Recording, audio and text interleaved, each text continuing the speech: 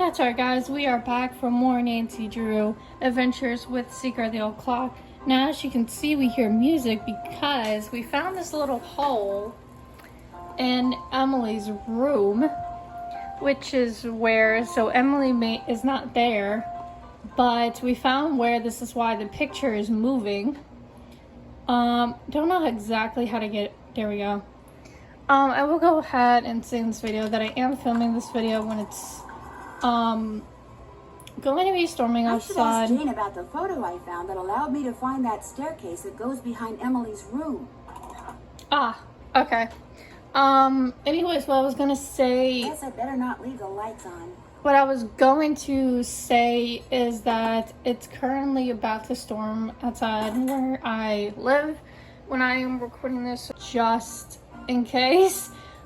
But I'm not gonna let a thunderstorm kind of stop me right now from filming. I'm gonna question her first. But most likely you guys are gonna hear thunder probably. Thanks for doing the pies. The more I do it, the worse I seem to get at it. Here's that box. I'm sure that sewing machine needle is in there somewhere. I see it. Thank you. Remember, when it comes to using it, you're on your own, kiddo.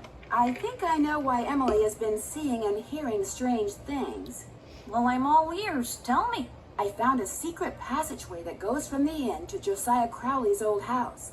And off of it, I found a staircase that leads to a space behind a wall in Emily's room. That's the staircase that's in this old picture. You mean the noises that Emily's been hearing? The things she's been seeing? It's because someone's been sneaking around behind the wall in her room? Yep.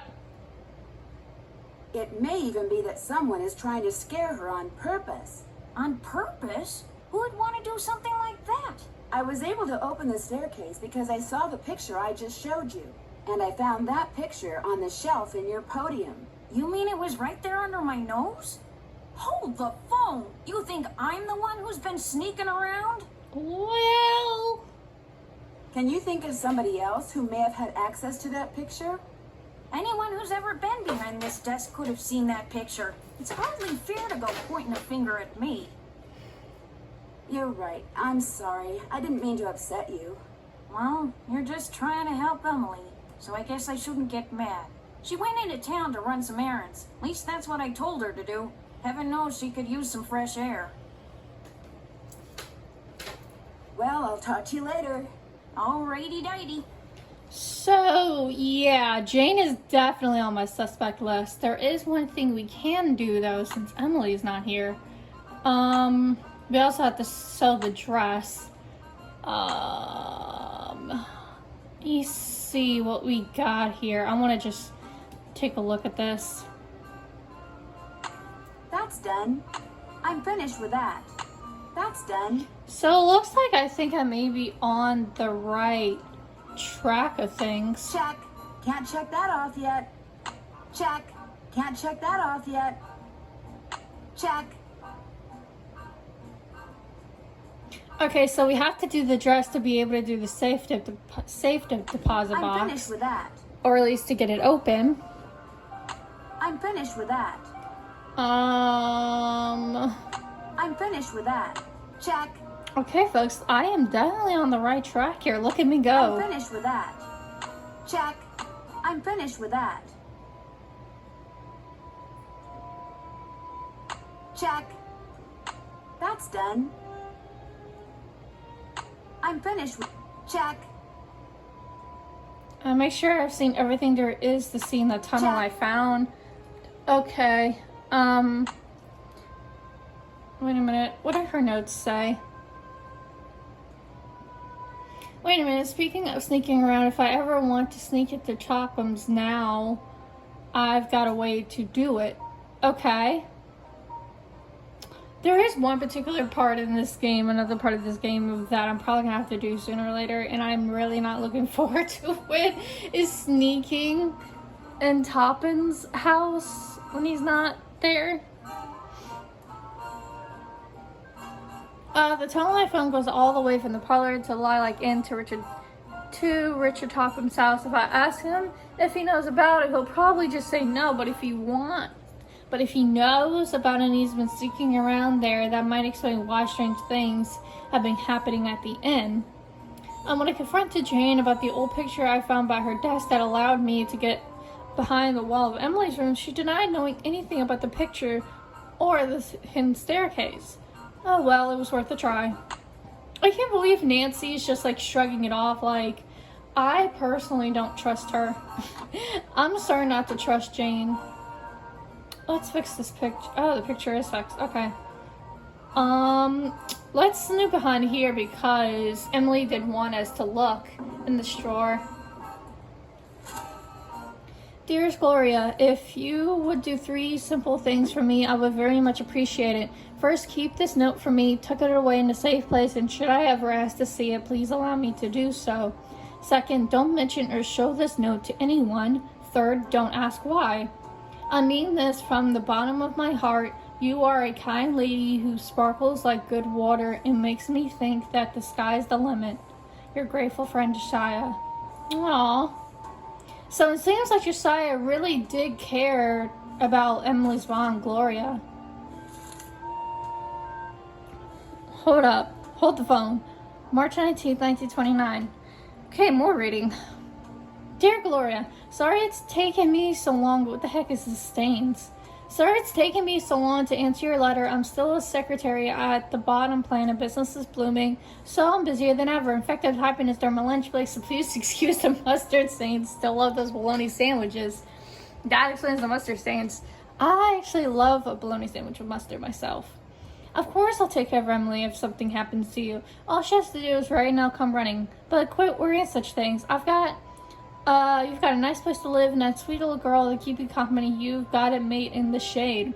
Me, I'm still in the boarding house. It's not the Ritz, but my room is right across the hall from the washroom, and most of the gals here are honest and hardworking and fun. But there are a few bad apples, like this gal named Marion Allborn. She dropped in the other day to borrow some bobby pins, so I went to the drawer to get some for her.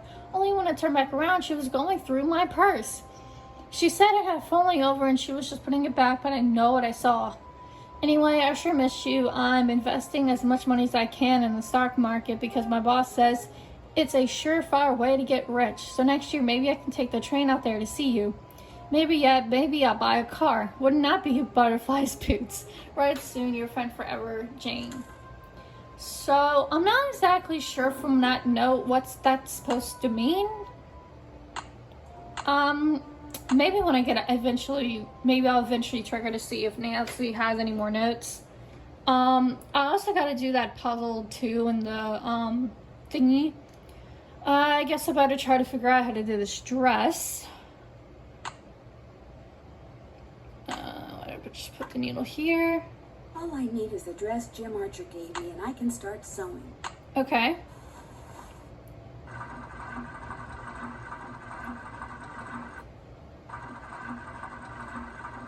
This is going horrible, Nancy. Would I wear this? No. I made too many mistakes. I'd better do it over.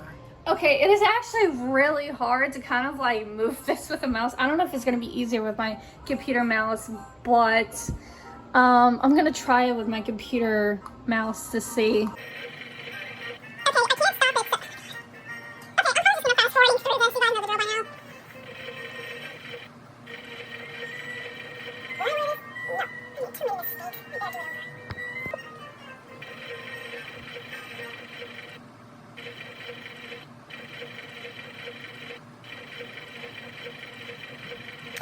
Not bad, Miss Drew.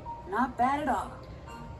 Okay, so that actually wasn't bad. I paused it for a second just to make sure I was on the right track, but what you saw is actually what I did, so I didn't need to fast forward it as much. I pretty much just did it off camera, which that didn't take long at all.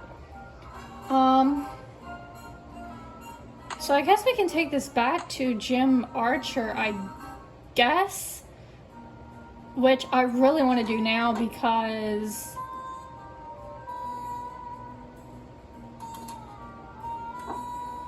well, when we get back to the end, I probably should give Bess and George and Dad a call again. But I'm dying to know what is in the safety deposit box, since we have the key.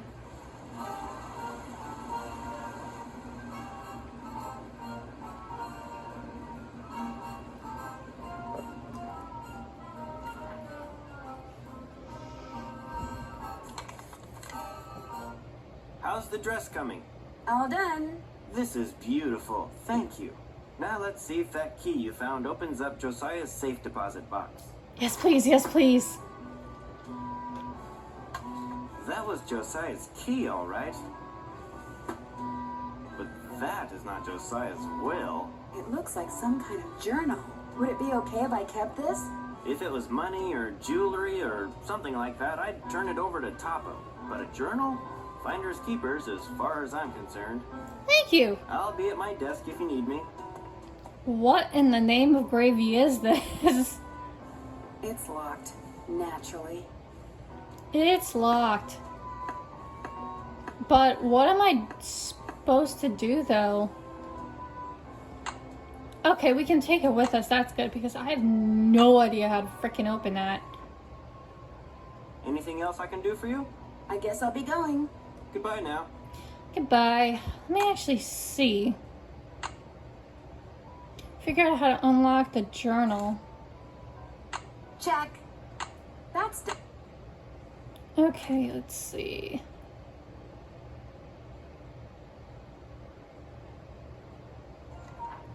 Okay, so it doesn't say anything about, Nancy doesn't say anything about the letter. I thought she would have written something in the letter, but I guess what we'll do is I'll go back to the inn, because I want to do that puzzle, but I also want to give duty calls for actual calling. So it's been a bit since we talked to Bess and George, so hopefully they'll be able to talk. And I can't believe that this is all, I think, in one day, which is crazy. Drop a nickel into the slot, please. Now, how may I be of service? Hi, could you please connect me with Bess Marvin at KL54468? Just a second. Hello? Hi, Hi, Nancy. Emily's banker, Jim Archer. He asked me to sew a dress together for him because he can't pay the dressmaker to finish it. And the dress is for... His wife. He says his bank is on the brink of ruin. Goodness. Which bank did Mrs. Farthingham! Mrs. Farthingham? No. Anyway, maybe this Jim Dude, Archer she's guy just wants me to nosy. feel sorry for him. Oh, Bess. No banker in his right mind would make something like that up just to get sympathy. If people like Mrs. Farthingham get wind the bank is in trouble, they'll pull all their money out, and the next thing you know, the bank has to close. Well, then maybe he's just a cheapskate. All Bruh. I know is if Mr. Archer really is hard up for money, he may be willing to stoop pretty low to get it. My thoughts exactly. Has either of you ever played miniature golf? Yeah, remember when we played last summer, George? That was fun. No, it wasn't. Oh, that's right. I beat her. Apparently, Josiah Crowley built himself his own miniature golf course right by his house. No kidding. Is it still there? Yes, in fact, I've played on it. Really? I won a pony for getting par. You want a pony? A toy pony. And as it turns out, pony was one of the four-letter words I needed to open the lock on Josiah's carriage house. You think he planned it that way? I think it was one of his oddball ways of leaving reminders to himself. George, when I'm rich, if I start getting eccentric, kick me, okay? With pleasure, Bess. All right, thank you, ladies. That was wonderful That's talking it to for you. now. Call back soon. Okay, and I will say I don't like how dark it's getting outside, considering it is still the middle of the afternoon. Drop a nickel into the slot, please. I did. That's Oh. Now, how may I be of service? Hi, Mr. Cegelski. Could you please connect me with my dad? His number is KL57187. Hang on a minute. Just doing a little bit of catch up here. Carson Drew. Hi, Dad. Nancy, everything okay? Yeah, about your friend. It turns out that the bank Jim Archer owns is in danger of failing. That's terrible. How do you know? He told me, after first telling me he was doing just fine. He lied to you? That's disturbing. Yeah, you think? I don't know if it was his car or not. But, I mean, both of these choices fit, but I'm gonna do It this. also makes me sure that that was his car I saw outside the inn this morning. You think he stole that jewelry? If that were the case, why would he tell you that he was going under? All his problems would have been solved. Maybe it's not just him. Maybe he's working with someone. Or maybe you're just barking up the wrong tree. Could be. Any hint as to how to go about unlocking the journal I found in Josiah's safe deposit box? I have a feeling the solution is going to come creeping around the corner. And when it does, you do well to first listen for the effects sound has on an audience. Then, look at the thing you put hot dishes on, and match what you heard with what you see. Goodbye, Dad. Take care. Okay, I know exactly what he's talking about. So, secret passageway, here we come.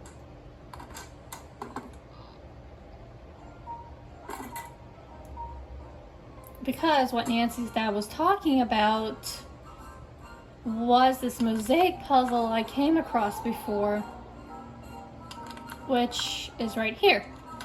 Now, I'm pretty much just probably gonna end up fast forwarding this, but I think you guys kind of get the point. Those tiles are supposed to make a picture. So we're just gonna do this here. How do I rotate though? How do I rotate, game?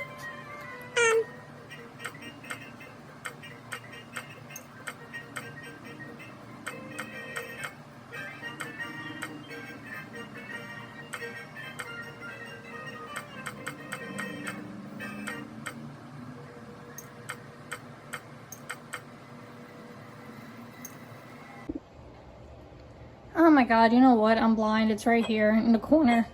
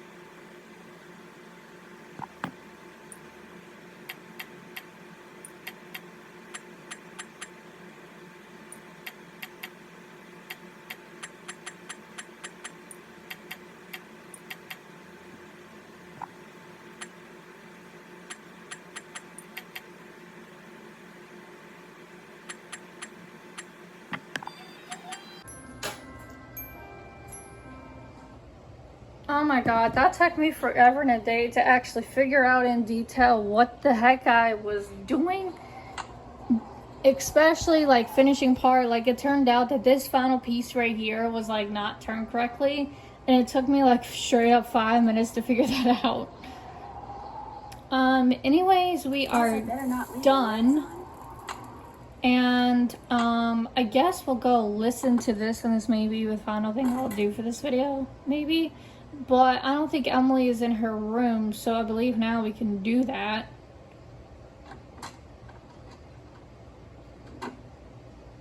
Nope, she's not in here. So I guess we'll go ahead and take this out. And I guess we'll put this in. And see what happens. I'll never forget the night it all began. That dark, stormy, fateful night when I decided the time had come to rid the world of the creature. But it would take money to do that, and to get money, I needed to confront my arch enemy, Nick, who had recently become able to transform himself fittingly into a giant warthog. When his forest hideaway came into view, I dismounted and approached the door on foot so I could take him by surprise.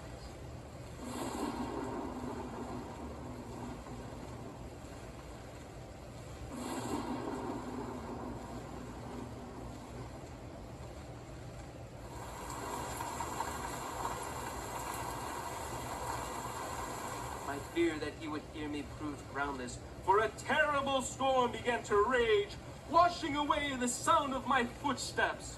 I peered through the rain-streaked window beside his front door and could see him sitting in front of the fire. He had returned to human form, but the malicious smile on his face suggested that he was recalling his recent porcine exploits. Seeing that the door was unlocked, I hurled it open and marched across the room toward him. "Step away from that bottle of warthog potion," I commanded, "and give me the 20 gold coins you stole from my poor servant." "I'm not going to give you a thing, save, perhaps, a taste of my sword." And with that, he drew his sword. In an instant, I had drawn mine, and so commenced the fiercest sword fight the world had ever known. The storm raging outside paled in comparison to our battle. To my surprise, Nick's experiences as a lower life form seemed to have improved his skill as a swordsman. I feinted, I parried, and yet victory eluded me.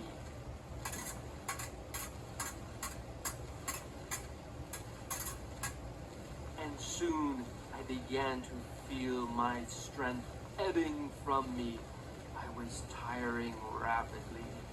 Summoning every ounce of what little energy remained in my body, I lunged at him one last desperate time. Ouch! Why, you wounded me! I had managed to wound him on his right arm, just above the elbow. Curse you!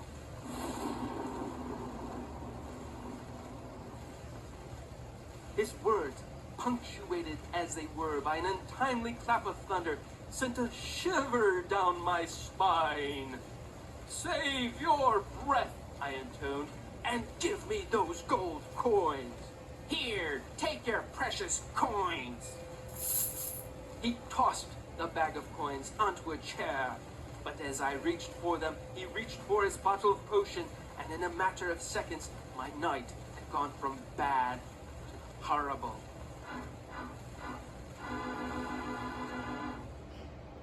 And there we have it. There's that record of story. Not sure exactly what it's called, but make sure you guys stay tuned for more. We still got much more of this mystery to go.